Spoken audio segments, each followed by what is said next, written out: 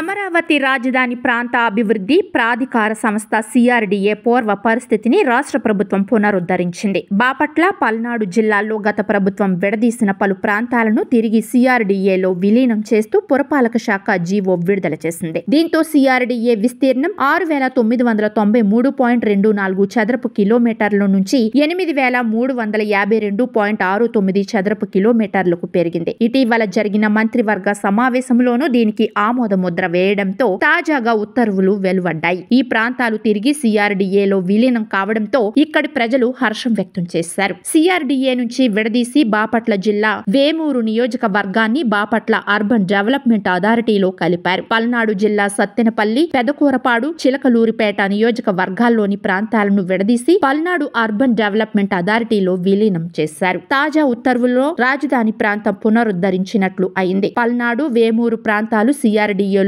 విలీనం చేయడం ద్వారా ఈ ప్రాంతాలు వేగంగా అభివృద్ధి చెందే అవకాశాలు ఉన్నాయి. Outer ring road, inner ring road తదితర కీలక ప్రాజెక్టుల రూపకల్పనలో భూసేకరణకు ఇబ్బంది లేకుండా సిఆర్డీఏ ఈ నిర్ణయం తీసుకుంది. గతంలో సిఆర్డీఏ పరిధిలో ఉన్న సత్తెనపల్లి పురపాలికతో పాటు సత్తెనపల్లి మండలం, పెదకూరపాడు, అమరావతి, క్రోసూరు, అచ్చంపేట మండలాలు, చిలకలూరిపేట నియోజకవర్గంలోని ఎడ్లపాడు మండలాలను గత ప్రభుత్వం విడదీసింది. నరసరావుపేట కేంద్రంగా పల్నాడు అర్బన్ డెవలప్మెంట్ అథారిటీని ఏర్పాటు చేసి దానిలో విలీనం చేసింది. బాపట్ల జిల్లా వేమూరు నియోజకవర్గంలోని 5 మండలాలలో 562.41 చదరపు కిలోమీటర్ల విస్తీర్ణాన్ని సిఆర్డీఏ నుంచి విడగొట్టి బాపట్ల అర్బన్ డెవలప్మెంట్ అథారిటీలో విలీనం చేశారు. ప్రస్తుతం వీటి పరిధిలోని 62 గ్రామాలు సిఆర్డీఏలో విలీనమవ్వగా సత్తెనపల్లి మున్సిపాలిటీతో పాటు గ్రామీణ మండలం, పెదకూరపాడు, అమరావతి, క్రోసూరు, అచ్చంపేట, ఎడ్లపాడు మండలాల్లోని 92 గ్రామాల పరిధిలోని మొత్తం